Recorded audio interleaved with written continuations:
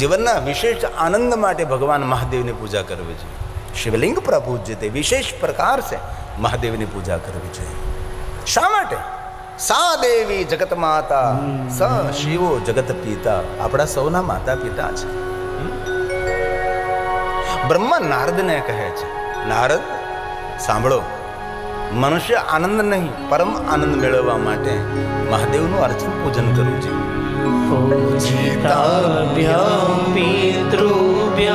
આપણા સૌનો પિતા છે, જગત પિતરમ શંભો.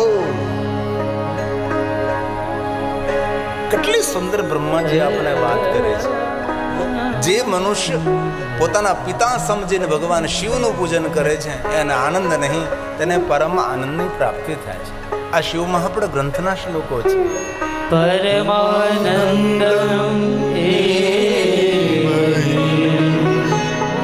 પરમાનંદનમ લાભાર્થમ શિવલિંગ પ્રપૂજ્યતે. શિવલિંગ વિશેષ પ્રકારે ભગવાન મહાદેવના લિંગ સ્વરૂપની પૂજા કરવી. પ્રાત વિધિ કરમ જ્ઞેયમ. પ્રાતકાલ ભગવાન મહાદેવનું પૂજન અર્ચન દર્શન કરવું એ તો આપણું કર્તવ્ય છે. જે પ્રાતકાલે શંકરજીનું સ્મરણ નથી કરતો, મહાદેવને યાદ નથી કરતો, શિવજીના શિવાલય દર્શન કરવા નથી જતો, એ પ્રકૃતિનો ઋણી રહે છે. તેથી જીવનના હજારો નહીં અગણિત કામોને કાર્યોને છોડી અને ગામના શિવાલયે જવું જોઈએ. ભગવાન પાસેથી સુખની અપેક્ષાઓ રાખીએ છીએ, પણ આ વ્યસ્ત જીવનમાંથી સમય થોડો આપણે કાઢવો નથી અને ભગવાન શિવજીના શિવાલય જવું નથી. ધન્ય છે જે બહેનો, જે ભાઈઓ નિત્ય ગામના શિવાલય મહાદેવનું દર્શન કરવા માટે જાય છે. કોઈ કહે શિવાલય જવાથી પાપમાંથી મુક્તિ મળે, ખોટી વાત. શિવાલયે જવાના સંકલ્પ કરવા માત્રથી એક જન્મની જન્માંતરના પાપોમાંથી માણસ મુક્ત બને છે. શિવાલય પાપ મુક્ત ન કરે, શિવાલય પુણ્ય આપે છે. જ્યારે માણસ શિવાલય પહોંચી જાય ત્યારે તેને પુણ્ય મળે છે. તેથી માણસે શિવાલયે જવું જોઈએ. ભગવાન શંકરજી આપણી રાહ જોવે છે કે ક્યારેક તો મારી પાસે આવો, ક્યારેક તો મારી પાસે આવો. અને 24 કલાક જાગતો દેવ છે, તમે એટલું તો વિચારો. કોઈ પણ માણસ કોઈ પણ સમયે ભગવાન શિવની પાસે જઈ શકે છે. મહાદેવની પૂજા અર્ચન દર્શન માટે કોઈ મુહૂર્ત જોવાની જરૂર નથી. દરેક મુહૂર્તમાં મંગલ છે. કોઈ પણ ચોઘડિયું જોવાની જરૂર નથી. કાલ ચોઘડિયામાં પણ ભગવાન શિવનું પૂજન થાય, કારણ કે ભગવાન શિવ કાલનો પણ કાલ એ મહાકાલ છે.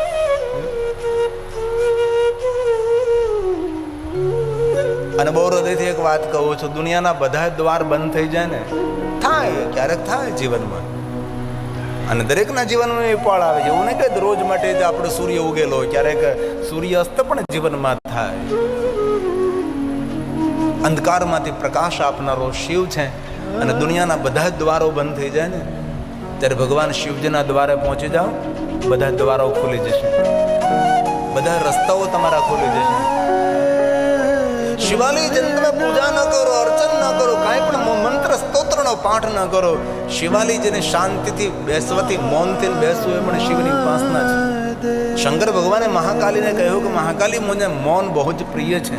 શંકરજીને મૌન પ્રિય છે. શંકરજી શાંતિ પ્રિય દેવતા છે. ઇસીલિए શંકરજી ઘનઘોર જંગલમાં રહે છે, પહાડોની કંદરામાં રહે છે, પણ ભગવાન શિવજી પહાડો ઉપર રહે છે.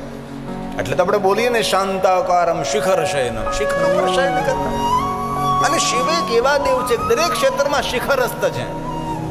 તપ માર્ગ જુઓ શિખરસ્થ, ધ્યાન માર્ગ જુઓ શિખરસ્થ, યોગ માર્ગ જુઓ શિખરસ્થ, જ્ઞાન માર્ગ, વિદ્યા માર્ગ, કોઈ પણ ઉદારતામાં શિખરસ્થ ભગવાન શંકરજી. મહાદેવ જેવા કોણ ઉદાર હોઈ શકે છે? એટલે આપ સૌને હૃદયની પ્રાર્થના કે તમારા ગામના સુંદર શિવાલય હોય તો તમે શિવાલયે જાઓ. આમ તેમ બધે ભટકવાની જરૂર નથી.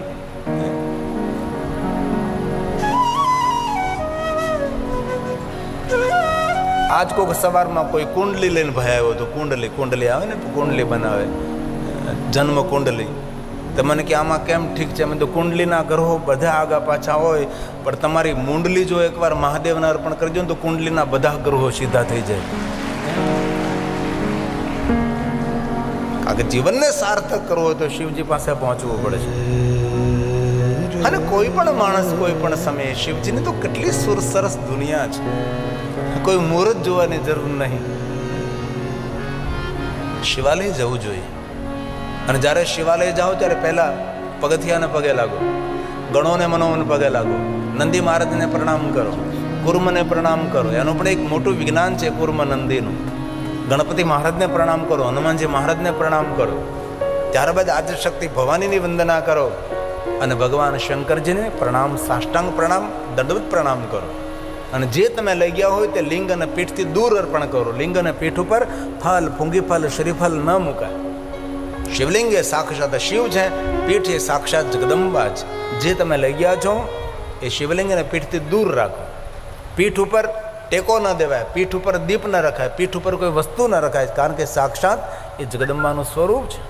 જે તમે લઈ જાઓ છો એ લિંગ અને પીઠથી દૂર રાખો. અને કોઈ પણ દેવતાને પ્રણામ કરો. નમસ્કુર્યા દૂરતઃ, દૂરથી પ્રણામ કરો. કોઈ મૂર્તિ, કોઈ પ્રતિમાને સ્પર્શ ન કરો, કોઈ સાધુને સ્પર્શ ન કરો, કોઈ આચાર્યને સ્પર્શ ન કરો, કોઈ બ્રાહ્મણને સ્પર્શ ન કરો. જેવી રીતે અગ્નિ સાથે આપણે વ્યવહાર કરીએ એવી રીતે સાધુ, સંત, મહાપુરુષો, વિદ્વાનો, આચાર્યો, દેવ પ્રતિમા, દેવ મૂર્તિઓ સાથે આપણે વ્યવહાર કરવો જોઈએ. અગ્નિને સ્પર્શ કરીને પ્રણામ નથી, અગ્નિને દૂરથી આપણે નિહાળીએ છીએ. તેથી કોઈ દેવ મૂર્તિઓને સ્પર્શ ન કરો. ભગવાન શિવજીના શિવાલયે જઈ અને ભગવાન શિવની પરિક્રમા કરો. શિવની પરિક્રમા પૂર્ણ ન થાય, કારણ કે જીવ અપૂર્ણ છે, શિવ પૂર્ણ છે. પૂર્ણાનંદની પરિક્રમા અપૂર્ણ જીવ કોઈ દિવસ કરી ન શકે. તેથી આપણે જલધારીથી પાછું ફરવાનું છે અને ફરી પાછું પરિક્રમા કરવા જવાનું. પરિક્રમા નંદી અને કુર્મ આવવા જોઈએ, એને પૂર્ણ પરિક્રમા કહેવાય છે. નંદી અને કુર્મ દૂર હોય જો ન કરો તો ચાલે, દોષ નથી, પણ એક નિયમ છે. ફરીવાર પરિક્રમા કરવા જવાનું. ભગવાન શિવજીને સ્નાન કરાવેલો જલ આંખ ઉપર ને મસ્તક ઉપર ધારણ કરવાનું. ગૌમુખીમાંથી જલ નીકળતો હોય ત્યાં થોડુંક સાવધાની રાખવી. ઘણીવાર એ ગૌમુખીની અંદર સર્પ પણ બેઠેલો હોય છે, એ થોડી સાવધાની. કારણ કે આપણે હાથ મૂકીને સર્પ બહાર નીકળે, ડંખ મારી દે. અમારે એકવાર એવું શિવાલયમાં થયેલું હતું. અમારે જ્યાં સાવરકુંડલાની બાજુમાં એક ગિરધર વાવ સોમનાથ મહાદેવનું શિવાલય છે, બહુ પ્રાચીન. કોઈ છોકરો પરિક્રમા કરતો હોય ત્યાં આમ જલ આમ કરવા ગયો તો પેલા હરપને કહે કે આ કાંઈક જીવ જંતુ હોય, હર પછી તો અંદરથી નીકળ ડંખ મારી દીધો. આવું થઈ શકે, સાવધાની જરૂરી છે. એકી સંખ્યામાં પરિક્રમા કરો, 1 કરો, 3 કરો, 5 કરો. પરિક્રમા કરવા જતો હોય તેને બહારની બાજુમાં રહેવું, પરિક્રમા કરીને આવતા હોય તેને અંદરની બાજુમાં રહેવું. આવી રીતે ભગવાન શિવની પરિક્રમા કરવી. મહાદેવનું દર્શન કરીને ઘરે ઘરે જતા જતા ફરીવાર પુનઃ ભગવાનને પાછા ફરીને દર્શન કરવું. જે ભગવાન શિવજીનું દર્શન કરીને જતો જતો પુનઃ દર્શન, ફરીવાર દર્શન કરે છે તેને શિવલોકમાં ગયા પછી મૃત્યુલોકમાં પાછું ફરવું નથી. તેથી પુનઃ દર્શનનો પણ મહિમા છે. ક્યારે સ્નાન ન કર્યા હોય, અપવિત્ર હોય, શિવાલયે જઈને દર્શન કરવા ન જઈ શકીએ, ઘરની અંદર જન્મનો સૂતક હોય, મૃત્યુનો સૂતક હોય, એ સમયે શિવાલયની અંદર જઈને દર્શન કરવા ન જઈ શકીએ તો શિવાલયના શિખરનું દર્શન કરો, શિવાલયની ધજાનું દર્શન કરો. શિવ દર્શનનું ફળ પ્રાપ્ત થાય છે. જે માણસ નિત્ય ભગવાન મહાદેવના શિખરનું દર્શન કરે છે, નિત્ય ભગવાન મહાદેવની ધજાનું દર્શન કરે છે, તે માણસના જીવનની જ્ઞાન, વિદ્યા, પ્રતિષ્ઠાની ધજા હંમેશને માટે આકાશમાં ફરકતી રહે. તેની ધજા કોઈ નીચી ન પડે. તેથી મહાદેવની શિવાલયની ધજાનું દર્શન કરો. અવસર મળે તો શિવજીને ધજા જ્યારે ચડાવવી, શિવજીને ધજા અર્પણ કરવાનો પણ એક મહિમા છે. આપણે પૂજા ન કરી શકીએ, પૂજારી પૂજા કરતા હોય તેને પૂજાની સામગ્રી પૂર્ણ પાડી. એ બધી મારી પાસે એક શ્લોકો છે, બધા શ્લોકો બોલું તો તમારે સમય પણ ઘણો જતો રહે. તેથી વિવરણ કરું છું કે ભગવાન મહાદેવના શિવાલયમાં પૂજાની સામગ્રી અર્પણ કરવાનું કેટલું પુણ્ય મળે છે. જે પૂજારી છે પૂજાને સહાય કરવાનું કેટલું પુણ્ય મળે છે. જે પૂજારી પૂજા કરતા હોય તેને ચંદન ઘસી અને તૈયાર કરીને આપવાનું કેટલું પુણ્ય મળે છે. જે પૂજારી પૂજા કરે છે તેને બિલોપત્ર અને પુષ્પને અને પૂજાની વસ્તુ બધી અર્પણ કરવાથી, તેલ અને દિવેલ અર્પણ કરવાથી કેવું પુણ્ય મળે છે તેના બધા શ્લોકો શિવ મહાપડ ગ્રંથની અંદર છે. તેથી જ્યાં જ્યાં શિવાલયો હોય ત્યાં ત્યાં ખૂબ સેવા આપવી. શિવાલયે જઈને ભગવાન શિવની પૂજા કરવાનો મહિમા અનંત છે. પણ ભગવાન મહાદેવની શિવની પૂજા કરવાનું જે પુણ્ય મળે છે તેના કરતાં કરોડો ગણું પુણ્ય શિવાલયે જઈ આંગણું વાળવાથી ને ઝાડુ મારવાનું પુણ્ય તેનાથી કરોડો ગણું પુણ્ય થાય છે. તેથી શિવાલય જઈને ક્યારેક સેવા કરવી, શિવાલયનું આંગણું બુહારવું, આંગણું વાળવું, હાવણી લઈ શિવાલયની સાફ સફાઈ કરવી, શિવાલયની અંદર ચોખ્ખાઈ રાખવી, આનું પુણ્ય બહુ છે. તમે ક્યારે સુવર્ણ મંદિર પંજાબ ગયા હોય તમને ખબર હોય, સુવર્ણ મંદિર પંજાબની અંદર મોટા ઘરની બધી બહેનો એ પોતાના દુપટ્ટાથી એ જે મંદિરની સીડી સાફ કરતી હોય, મંદિર સાફ કરતી હોય પોતાના દુપટ્ટાથી, અને ત્યાં બધા ભાઈઓ જે દર્શનાર્થીઓ આવે તેના બૂટ ચપ્પલ બેઠા બેઠા સાફ કરતા હોય છે, સેવા કરતા હોય છે. કારણ કે ગુરુદેવ નાનક દેવે સેવા મંત્ર આપ્યો છે. આપણા શિવાલયની અંદર પણ સેવા કરવાનું બહુ જ પુણ્ય છે. તેથી ક્યારેય શિવાલયે જાઓ, પૂજા કરવાનું જે પુણ્ય મળે તેના કરતાં કોટી ગુણનું પુણ્ય ભગવાન શિવજીના શિવાલય જઈને સેવા કરવાથી મળે છે. પણ સેવા કરનારા ઓછા હોય છે. અને તપોધન બ્રાહ્મણ માટે દશનામ માટે બહુ જ મોટું પુણ્યનું કામ છે. અને બે જ અધિકાર છે, તપોધન બ્રાહ્મણોને શિવમાં પણ સંમત અધિકાર છે, અને દશનામ સમાજને આદિ જગદગુરુ શંકરાચાર્ય મહારાજ સંમતિથી તેને અધિકાર છે. પૂજા દરેક વ્યક્તિ કરી શકે છે, પણ પૂજા ઉતારવાનો અધિકાર, શંકરજીની પખાણ કરવાનો અધિકાર એ તપોધન બ્રાહ્મણને છે અને દશનામ સમાજને છે. ગિરિપુરી, ભારતીય, વાનર, તીરથ, સાગર, સરસ્વતી એમને અધિકાર છે. પૂજા ઉતારવાનો અનંત પુણ્ય મળે છે. તેથી તમારા ગામમાં શિવાલય હોય, શિવાલયને રંગરોગાન કરજો, શિવાલયનો જીર્ણોદ્ધાર કરજો. શિવાલયની આજુબાજુ ફૂલ છોડ વાવવાનો મહિમા છે, શિવજીને ફૂલ ચડાવવાનો મહિમા છે, એના કરતાં કરોડો ગણો મહિમા આજુબાજુ ફૂલ છોડ વાવવાનો મહિમા છે.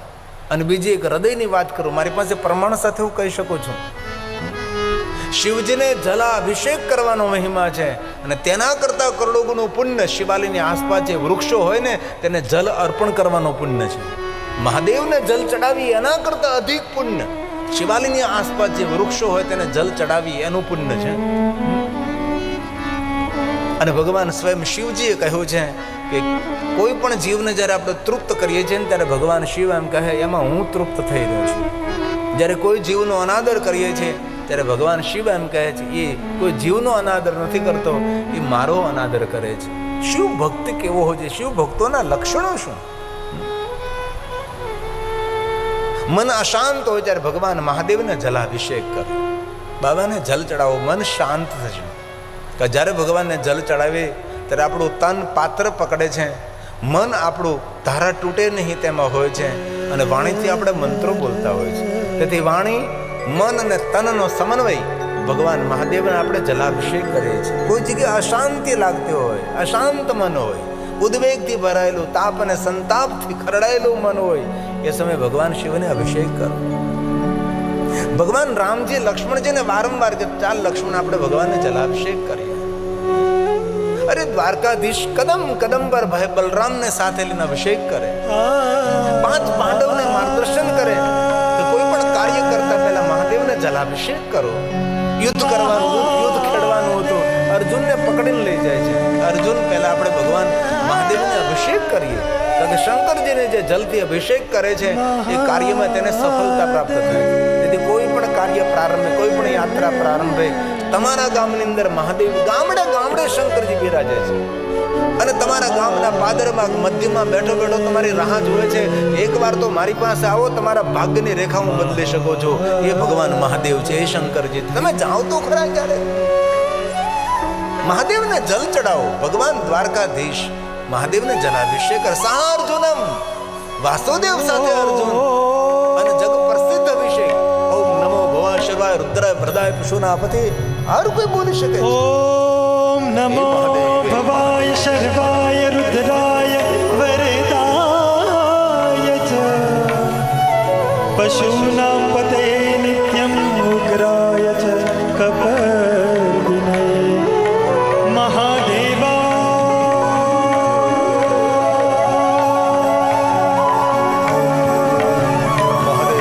મહાદેવાય ભીમાય ત્ર્યંબકાય શિવાય ચ ઈશાનાય મખગ્રાય નમસ્તે મખઘાતિને કુમાર ગુરુવે નિત્યમ નીલગ્રીવાય વેદસે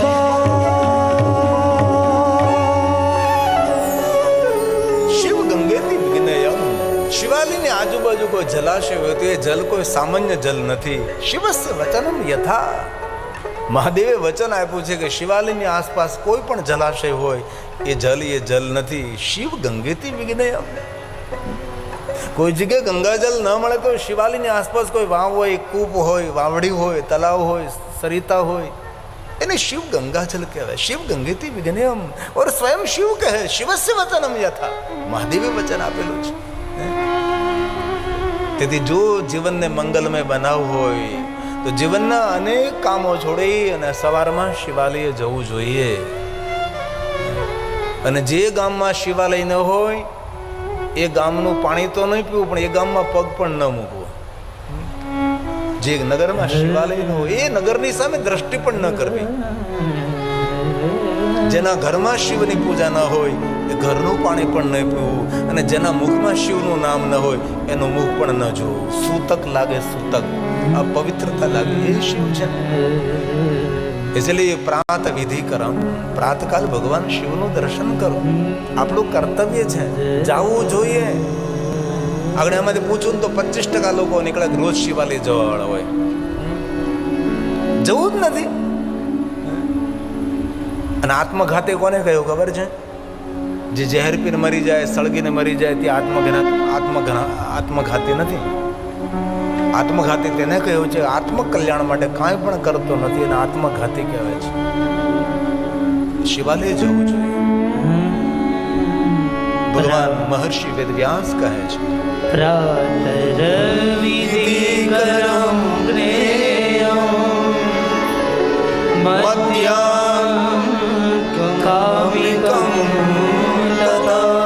મધ્યાહને જ્યારે શિવનું દર્શન કરો ત્યારે કામનાઓની પૂર્તિ થાય છે.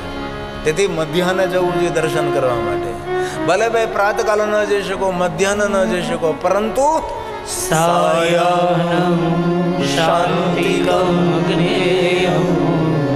સંધ્યા સમયે શિવનું દર્શન કરવાથી ભગવાન શિવજી શાંતિ આપે છે. આપણી પાસે આજે બધું છે પણ શાંતિ ક્યાં છે ભાઈ? શાંતિ માટે લોકો ઝંખે છે. શાંતિ માટે લોકો શહેર છોડીને, ગામ છોડી અને કોઈ જગ્યાએ રિસોર્ટમાં રહેવા માટે જાય છે, જંગલોમાં રહેવા માટે જાય છે. ઘણા લોકો ગામડાનો ઝૂંપડો વેચીને શહેરમાં રહેવા માટે ગયા અને શનિ રવિમાં પાછા ઝૂંપડામાં જમવા જાય છે.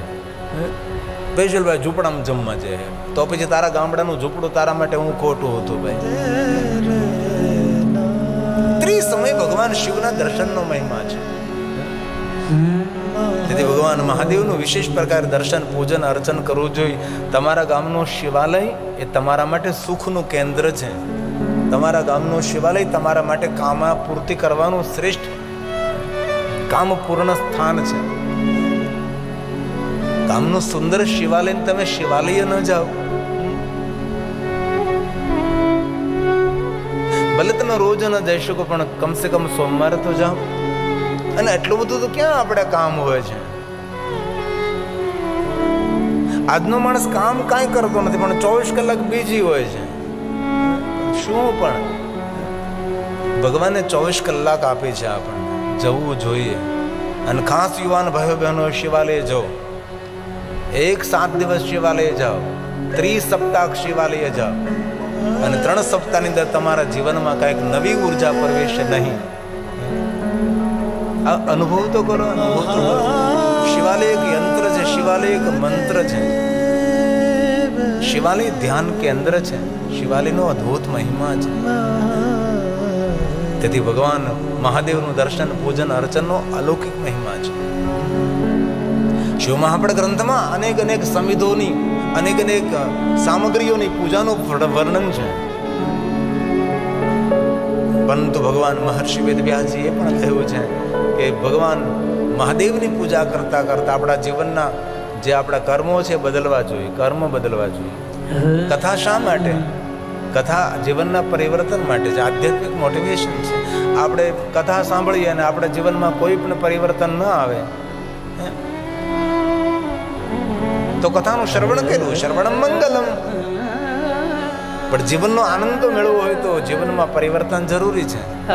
તેથી મહાદેવ એમ કહે છે કે મારા ભક્તોનું પહેલું લક્ષણ છે મૌન રહેવું. શિવને બહુ જ વાલો લાગે છે જે મૌન રહે છે. બડબડાટ બંધ કરીએ, આપણે મૌન રહીએ. સામેનો માણસ ગમે એટલું બોલે, આપણે બોલવાની શું જરૂર છે? મોઢામાં ગમે એટલી ખંજવાળ આવે, પણ એક જીભ એવી છે કે જીભ ઉપર ખંજવાળ આવે તો બોલવું જ પડે. બીજી કોઈ જગ્યાએ ખુજલે આવે તો ખંજવાળેલી, પણ જીભ ઉપર તો ખંજવાળે તો બોલ્યા વગર રહે જ નહીં. તેથી આજથી નિર્ણય લેવો, વધારે વધારે મૌન રહેશું. મૌન રહેવાથી ભીતરી શક્તિ વધે છે, રોગ પ્રતિકારક શક્તિ વધે છે. મૌન રહેવાથી રૂપ વધે, મૌન રહેવાથી યુવાની સ્થાયી રહે છે. માણસ જલ્દી ગરડો ન બને જે માણસ મૌન રહે છે. કારણ કે જ્યારે બોલીએ ત્યારે આપણે શ્વાસની ગતિ અટકી જાય છે. આપણે બોલવાનું, શ્વાસ લેવાનું બંને સાથે ન થઈ શકે. જ્યારે બે શબ્દો વચ્ચે થોડો ગેપ મળે એની અંદર શ્વાસ માણસ લેતો હોય, જ્યારે બોલતો હોય જ્યારે માણસ શ્વાસ ન લઈ શકે. તેથી માણસને બોલવાનો થાક લાગે છે. 10 કિલોમીટર માણસ ચાલે ને 1 કલાક બોલે, માણસને એટલો તેનો બોલવાનો. એટલે બોલો ત્યારે શ્વાસ અટકી જાય, એટલે પ્રાણવાયુ શરીરને ઓછો મળે, ઓક્સિજન ઓછો મળે, તેથી માણસને બોલવાનો થાક લાગે છે. બહુ બોલનારો માણસ જલ્દી વૃદ્ધ બને છે. તેથી મૌન રહેવું. શંકરજી વધારે મૌન રહે છે. તેથી આજથી નિયમ ધારણ કરીએ, આજથી હું મૌન રહીશ. કારણ કે ગુરુ મહારાજનું સ્થાન છે ને, જગાબાપા આપણા સૌના ગુરુ છે. આજ ગુરુવાર છે. ગુરુદેવના સાનિધ્યમાં નિયમ લઈએ આપણે કે મૌન રહેવું. અને આજથી તમે મૌન થઈ જાઓ, ઘરે જઈને બોલો નહીં, તો ઘરના લોકોને ખબર પડે કે આમાં કંઈ પરિવર્તન આવ્યું છે. અને કથા સાંભળી લેખે લાગે છે, એવું લાગે છે હવે આ માણસ કેટલું બોલતો હતો, મૌન થઈ ગયો છે. મૌન રહેવાના બહુ બધા લાભ છે.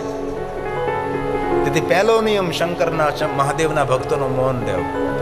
બીજો નિયમ મહાદેવના ભક્તોનો શાંત રહેવું. શંકરજી શાંત રહે છે. શાંતાકારમ શિખર શયનમ નીલકંઠમ સુરેશમ. શિવજી શાંત રહે છે. તેથી મહાદેવના ભક્તોનું બીજું લક્ષણ છે શાંત રહેવું. સામેનો માણસ ગમે તેટલો ઉગ્ર થાય, પણ આપણે ઉગ્ર થવાની જરૂર નથી, આપણે શાંત રહેવાનું છે. આ મહાદેવના ભક્તોનું લક્ષણ છે. આમ તો 32-33 ઘણા બધા લક્ષણોનું વર્ણન છે. એમાંના થોડા લક્ષણો આપણે ઉતારીએ આપણા જીવનમાં. પોતાની જાતને સમજાવવાની છે, મારે શાંત રહેવાનું છે, શાંત રહેવાનું છે, શાંત રહેવાનું છે. ત્રીજો નિયમ મીઠી વાણી બોલવાની છે. સામેનો માણસ ગમે એટલા કડવા શબ્દોનો વરસાદ વરસાવે, પણ આપણે મીઠું બોલવું. ઘરમાં સ્વર્ગના સુખો ઊભા કરવા હોય તો આજથી મધુર બોલવાનો પ્રયાસ કરો. મીઠી વાણી બોલો. મીઠી વાણી આપણને પણ સુખ આપે છે અને જે સાંભળે તેને પણ સુખ આપે છે. તેથી મધુર બોલવાનો પ્રયાસ કરો. 3 નિયમ. ચોથો નિયમ, કોઈની ગંદી વાત સાંભળવી નહીં, કોઈની ગંદી વાત કરવી પણ નહીં. કાન કચરા પેટી નથી. કોઈના કાનમાં ગંદી વાત કહેવી નહીં. તેનું અંતઃકરણ, તેનું ચિત્ત ખોરવાય છે. સારી વાત હોય તો જોરથી પોકારીને કરો, પણ ગંદી વાત કોઈની હોય તો એ વાતને દફનાવી દો, એ વાતને દબાવી દો, એ વાતને ત્યાં સળગાવી દો, ત્યાંથી વાતને પૂર્ણ વિરામ કરો. 5મો નિયમ, શુદ્ધ શાકાહારી નિર્વ્યસની રહેવું.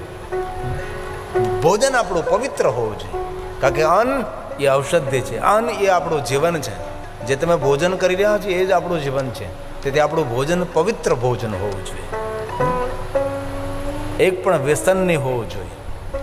નહીં તમાકુ, નહીં ગુડકા, નહીં બીડી, ન ગાંજો, ન ધતુરો, ન સિગારેટ. ભગવાનનું આપેલું સુંદર શરીર છે, શા માટે બીડી પી બીડી પીતો હોય તેને ઓછી નુકસાન કરે છે, બાજુ ઊભો હોય ને તેને બમણી નુકસાન કરે છે.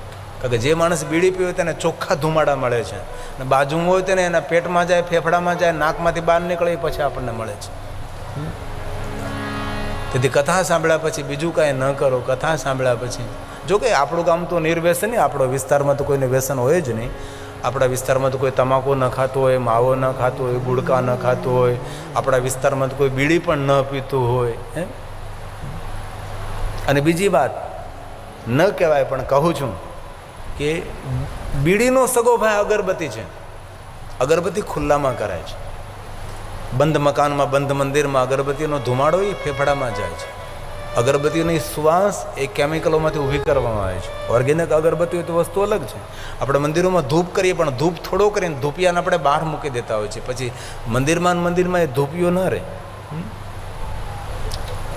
તેથી જીવનને આપણે બદલીએ તો આપણા જીવનમાં વિશેષતા આવશે.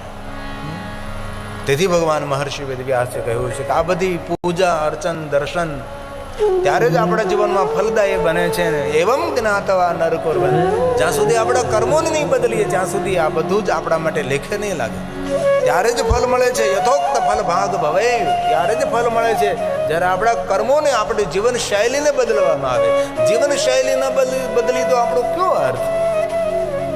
તેથી પૂજા, પાઠ, અર્ચન, દર્શન, તીર્થ યાત્રા, યજ્ઞ યાગાદિ, કથા, કીર્તન, સત્સંગ, સેવા, દાન, ધર્મ બધું જ કરીએ પણ જો આપણા કર્મો ન બદલીએ, આપણા જીવનની શૈલી ન બદલીએ તો કેવી રીતે સુખ મળે આપણને? તેથી ભગવાને સ્વયં કહ્યું છે, ભગવાન મહર્ષિ વેદવ્યાસ બોલે છે, એવમ જ્ઞાત્વા નરઃ કુર્વન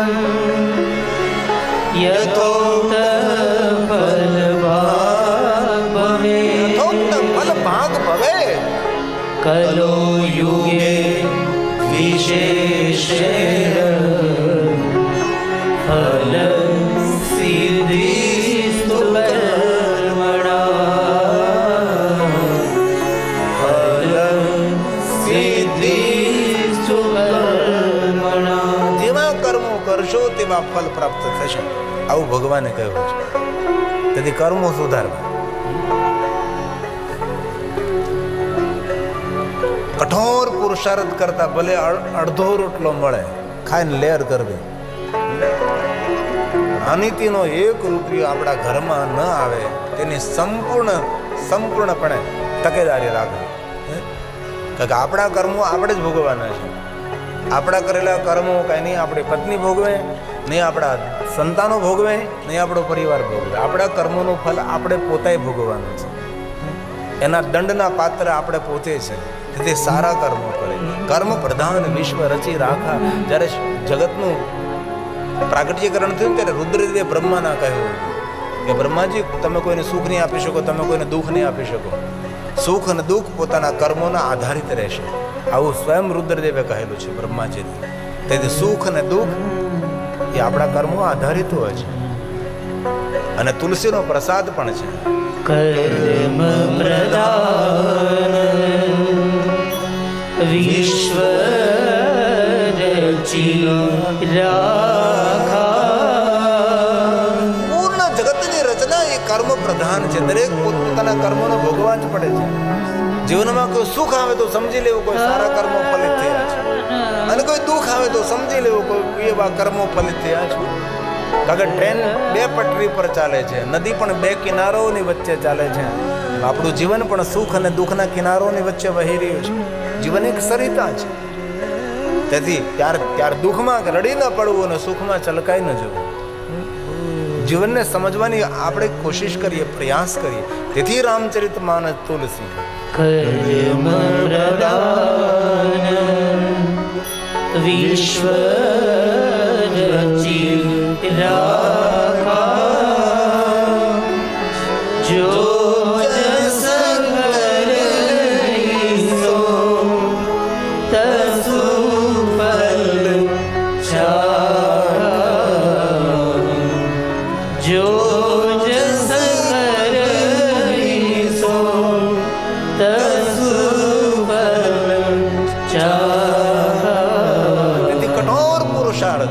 જે પસીનાથી નાય તેને સિદ્ધિ વરે છે.